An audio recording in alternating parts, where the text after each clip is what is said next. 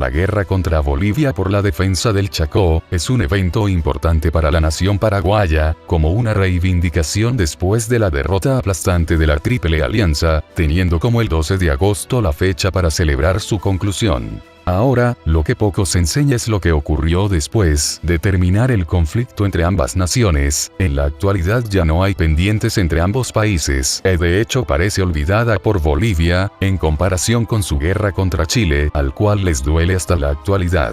Lo cierto es que la guerra por el Chacó fue algo muy puramente geográfico, no había resentimientos entre ambos pueblos, y el hecho que haya en un territorio que hasta es considerado remoto hizo que aún después de finalizado su desarrollo fuera pobre por mucho tiempo, hacía necesario que al menos tuviera algún intercambio económico en lo posible. En 1938 se estableció los tratados limítrofes y no una carta de intenciones para que ambos países colaboraran en la región. El tratado fue hasta ratificado por un plebiscito donde la población paraguaya votó a favor con 140.000 votos, comparado a las 13 en contra, importante porque cedía futuros pozos petrolíferos así como zonas bolivianas ganadas en la guerra. Al inicio, el gobierno boliviano de la época dirigido por Germán Busch, puso como canciller, el de Vaca Chávez. Sí, Vaca, había aspirado a considerar que la zona tendría fuentes petrolíferas destacadas, ni Paraguay ni Bolivia tenían una industria destacada por cual el desarrollo para la zona debería venir de facilidades de transporte, lo que fue establecido en 1940, para entonces el canciller paraguayo era el ilustre Mariscal Estigarribia quien llevó al país a su victoria,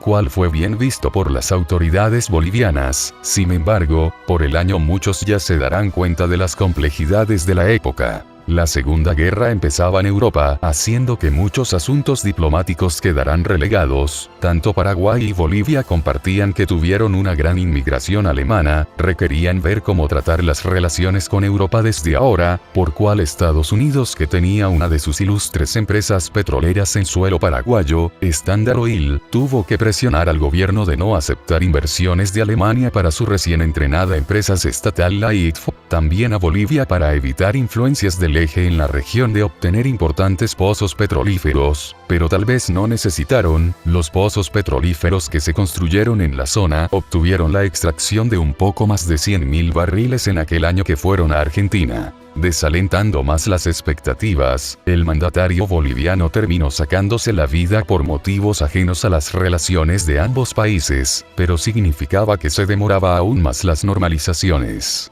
Para el caso de Paraguay tampoco le fue bien. Estigarribia fue nominado presidente de la República pero terminó falleciendo en un accidente aéreo. El país perdía a su más ilustre figura reciente que recibió el título póstumo de mariscal. Por si acaso ven tantas varias calles que llevan el nombre de Mariscal Estigarribia, tomaría su cargo el general Morínigo, cuyo gobierno sería medianamente positivo pese a su actitud autoritaria. Por las fechas sabrán que la prioridad de todos los países de Latinoamérica sería tratar con la Segunda Guerra. Pese a pocos avances en este aspecto, el Morínigo se reunió con el canciller boliviano, Friedrich, en una conversación considerada amistosa donde el propio Morínigo responsabilizó a los políticos de iniciar una guerra innecesaria y que paraguayos y bolivianos se veían más como hermanos heridos en la guerra. Pero la Segunda Guerra exigía a todos en la región sus recursos, aunque fueran pocos como goma y cuero en el caso paraguayo. Para empeorar la situación, el presidente boliviano Peñarada terminó siendo muerto por sus rivales políticos y su cuerpo siendo humillantemente expuesto.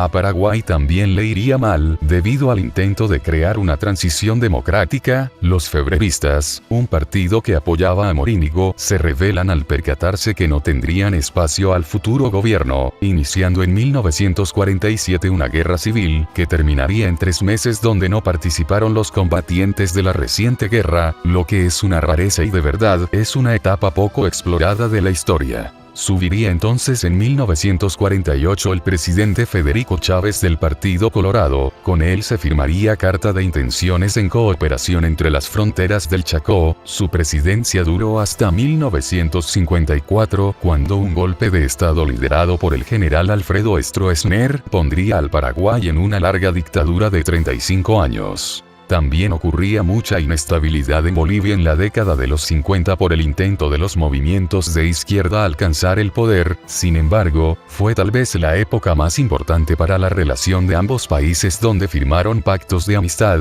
un tratado sobre libre acceso aéreo y de libre tránsito entre residentes de estas regiones. En resumen, pese a las buenas intenciones y que de verdad no había resentimientos importantes luego de la posguerra, el desarrollo de la región fue poco y se refleja aún en nuestra época, donde sigue una región aislada donde solo se destaca la ganadería.